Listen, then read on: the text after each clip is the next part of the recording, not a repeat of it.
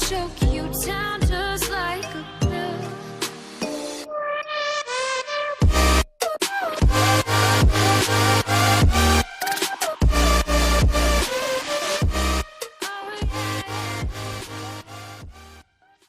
Hey guys and welcome back to null is coming.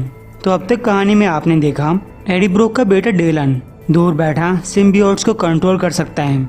हालांकि उसकी powers किस हद तक जा सकती हैं यह अभी नहीं पता, और इन सवालों का जवाब ढूंढने के लिए डेलन और उसका फादर मेकर के पास गए, लेकिन वहाँ वो सब नहीं हुआ जो वो उम्मीद कर रहे थे। और ये लोग पहुँच गए एक दूसरी डायमेंशन में जहाँ पे हर किसी के पास एक सिम्बियोट है। और उस वर्ल्ड के अंदर एडी की मुलाकात हुई लंबे टाइम से मर चुकी उसकी एक्स वाइफ एनी की। जी हाँ गाइस, मेन यूनिवर्स के अंदर एनी की डेथ हो चुकी है। तो ये एपिसोड शुरू किया जाता है। उसका नाम है कोडेक्स। वो इस प्लैनेट के ऊपर एक छत्र राज करता है। हर एक शहर, हर एक राज्य है, इस प्लैनेट का हर एक कोना उसके हाथों में है और दिन ब दिन उसकी ताकत बढ़ती जा रही है। तो गाइस, कोडेक्स लैब के अंदर ऑक्टोपस के पास पहुंचता है, जहां कोडेक्स ने ऑक्टोपस से कहा था कि वायरस के साथ एक सिम्बियोट जोड़ दिया जाए। कोडेक्स ने पूछा, तो तुम्हारा काम कहां तक पहुंचा? क्या इसके साथ बॉन्ड बन चुका है? ऑक्टोपस ने कहा, अभी नहीं कोडेक्स। जो सिम्बियोट तुमने इसके लिए चुना था वो इससे बॉन्ड बनाने में हेजिटेट कर रहा है, जैसे कि वो इसकी बॉडी को पढ़ रहा हो, लेकिन पता नहीं वो ऐसा क्यों कर रहा है। कोडेक्स कहता है, वेल, अगर जल्दी से ये इसके साथ बॉन्ड नहीं बनाता है तो इसे मारकर दोबारा से किसी दूसरे सिम्बियोट के साथ शुरू करना। क्या ये बात कर सकता है? क्योंकि मैं इससे पूछना चाहता हूँ कि इसके आर्मर के अंदर ये सारी चीजें किस लिए हैं। ऑक्टोपस ने कहा, बिल्कुल, मैं अभी इसका मुंह खुलवाता हूँ। तभी वायरस चिल्लाया, प्लीज मुझे यहाँ से बाहर निकालो, मैं वो सब करूँगा जो तुम कहोगे। तो कोडेक्स बोला, अब आया ना ऊंट पहाड़ के नीचे जो तुम्हारा ये सूट है। जैसे कि मुझे बताया गया है इसके अंदर एंटी सिम्बियोट टेक्नोलॉजी लगी हुई है, लेकिन मुझे ऐसा क्यों लग रहा है कि तुमने इसे किसी कचरे से उठाया था। इसके अंदर वॉर मशीन वाले कंपोनेंट्स लगे हुए हैं और थोड़ी बहुत पुरानी गॉबलिन टेक्नोलॉजी। तुम्हें ये सारी चीजें कहाँ से मिली? वायरस ने कहा, मैं अपने पैसों से बस यही सब खरीद पाया। मैंने इनमें से कुछ चीजें टिंकरर और कुछ ब्लैक मार्केट से खरीदी। कोडेक्स ने कहा, वेल, टिंकरर तो काफी टाइम से मर चुका है, और जहाँ तक टोनी स्टार्क और ओसबॉर्न की बात है वो भी मर चुके हैं। अब मुझे फिर से बताओ और ईमानदारी के साथ बताना। तो वायरस ने कहा, मैं इस डायमेंशन का नहीं हूँ। मैं ब्रोक और उसके बच्चे का पीछा कर रहा था और हम एक पोर्टल जैसी चीज के अंदर कूद गए। तभी कोडेक्स को गुस्सा आ गया क्योंकि उसने एडी का नाम सुना, और वायरस से कहा, मुझे इस बारे में हर चीज बताओ। उधर सीवर्स के अंदर एडी ब्रोक कह रहा है, ये सब सच कैसे हो सकता है? मैंने कभी नहीं सोचा कि मेरी तुमसे दोबारा मुलाकात होगी।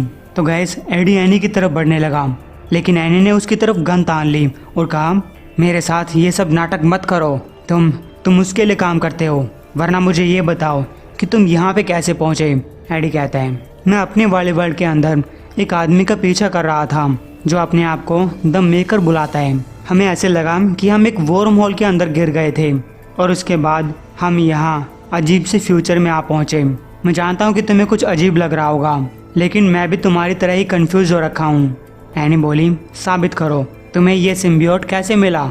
एडी बोलते हैं, मैं एक चर्च के अंदर गया था, मुझे नौकरी से निकाल दिया गया और मेरे पास जो भी कुछ था मैं सब कुछ खो चुका था। मैं वहाँ अपने आप को मारने गया था। तो एनी अपनी गन वापस कर लेती है और उसने कहा, डैम इट। एडी ने पूछा, क्या बात है? मैं कुछ समझा नहीं। तो एनी बोली, यह सब तुम्हारी वजह से हो रहा है। एडी ने पूछा, क्या? तुम क्या कहने की कोशिश कर रही हो? एनी कहती है, यहाँ इस वर्ल्ड के अंदर, मेरे वर्ल्ड के अंदर, जब तुम उस चर्च के अंदर गए थे तब तुमने गोली चला दी, तुमने अपने आप को मार लिया। एडी चौंका, क्या? नहीं, मैं कभी गोली नहीं चलाने वाला था। माफ करना एनी, मैं समझ नहीं सकता कि तुम कितने दर्द से गुजरी होगी। एनी कहती है, नहीं, तुम नहीं समझ सकते। मैं तुम्हारे ऊपर रोई थी, लगभग अपना दिमाग खो चुकी थी। मुझे छोड़कर जाने के लिए मैं तुमसे नफरत करने लगी, तुम्हारे फादर से नफरत करने लगी क्योंकि उसने कभी तुम्हारी मदद नहीं की, और मैं खुद से नफरत करने लगी क्योंकि मैं तुम्हें कभी ये विश्वास नहीं दिला पाई कि मैं तुमसे कितना प्यार करती थी। मैं इतनी खो चुकी थी, बहुत कंफ्यूज थी, बहुत गुस्सा थी। मैं उसी चर्च के अंदर गई। मैं अपने आप के ऊपर गुस्सा थी, तुम्हारे फादर के ऊपर गुस्सा थी, और उस रिपोर्टर के ऊपर गुस्सा थी जिसने तुम्हारी ये हालत बनाई। और तब उस चर्च के अंधेरे में किसी ने मेरे गुस्से को महसूस किया। वो मेरे पास आया और गाइस ये वही वैनम सिम्बियोट था। एडी बोला, लेकिन मैं कुछ समझा नहीं, तुम ऐसी क्यों दिखाई दे रही हो? एनी बोली, जैसा कि तुम्हारे वाले सिम्बियोट ने भी किया होगा, मेरे वाले ने भी अपने बच्चे पैदा करने शुरू कर दिए। वो किसी खतरनाक चीज के आने के लिए तैयारी कर रहे थे। पुराने प्रेसिडेंट थॉमसन ने मुझे एक सीक्रेट ऑर्गेनाइजेशन के अंदर ले लिया ताकि हम नए आदमियों को सिम्बियोट्स की ट्रेनिंग दे सकें। एक आदमी रेक्स स्ट्रिकलैंड हमें लीड कर रहा था। रेक्स और प्रेसिडेंट थॉमसन कोडेक्स के साथ एक बड़ी लड़ाई में मारे गए और अब सिर्फ हम ही बचे हैं। हम शील्ड की एक फैसिलिटी से दूसरी फैसिलिटी में जाने के लिए टनल्स का यूज करते हैं, सामान को इधर उधर टेलीपोर्ट करने के लिए। क्या तुम हमारी टीम से मिलना चाहोगे? तो गाइस बाकी लोग भी अपना चेहरा दिखाते हैं, जिनमें पहला है, हे मैं हूँ पीटर पार्कर, मैं वही इडियट रिपोर्टर हूँ। वेल तुम मुझे जानते ही होगे। और गाइस दूसरा है सेलेटस कसाडी। तीसरा है ड्रेडपूल, एजेंट वेड विल्सन, यहाँ के लोग मुझे डैड कहते हैं। और गाइस चौथी है एंडी बैंटन। लेकिन एडी सेलेटस को देखकर गुस्सा हो जाता है। उसने कहा, कसाडी ये पागल तुम्हारी टीम के अंदर है, क्या तुम पागल हो? वह तुम सबको मरवा देगा।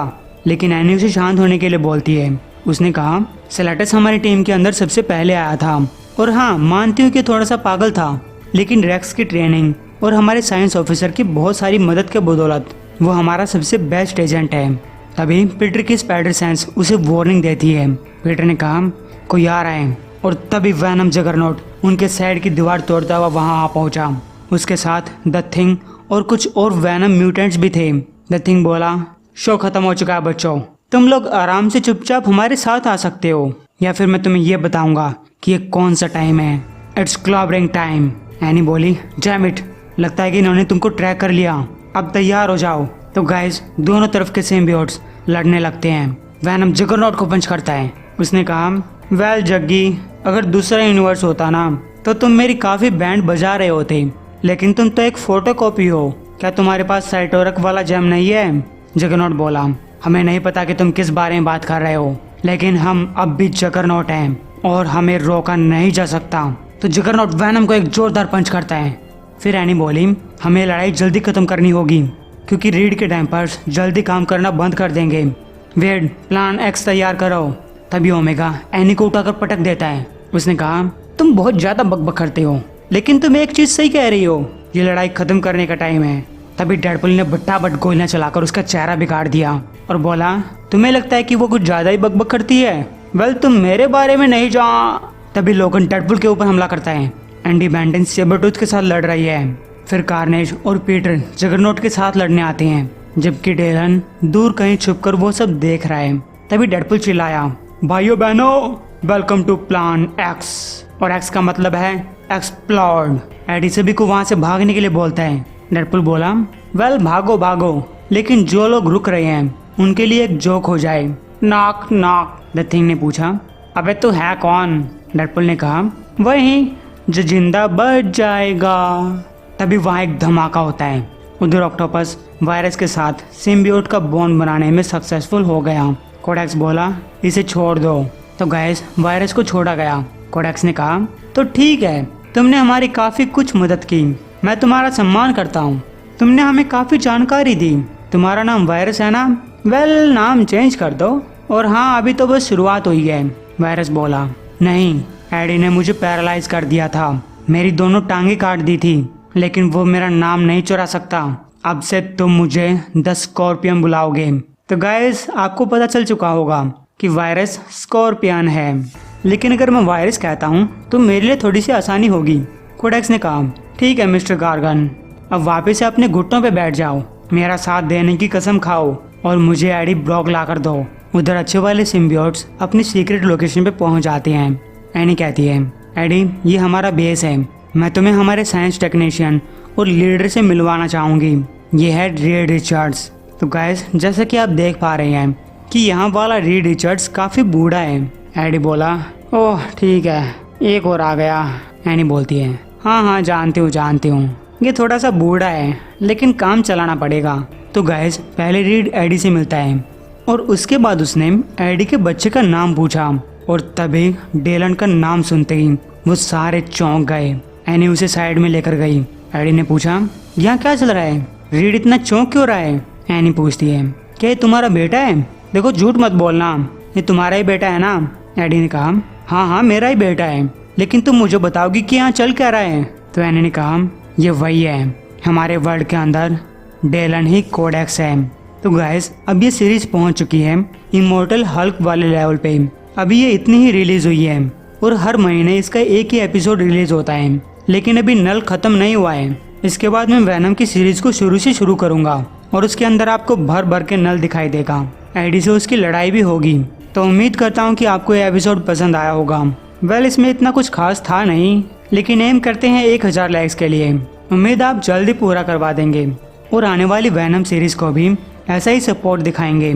और एक और बात, दिसंबर के अंदर जो किंग इन ब्लैक सीरीज आने वाली है उसमें आपको इमोर्टल हल्क की लड़ाई नल के साथ भी दिखाई जाएगी।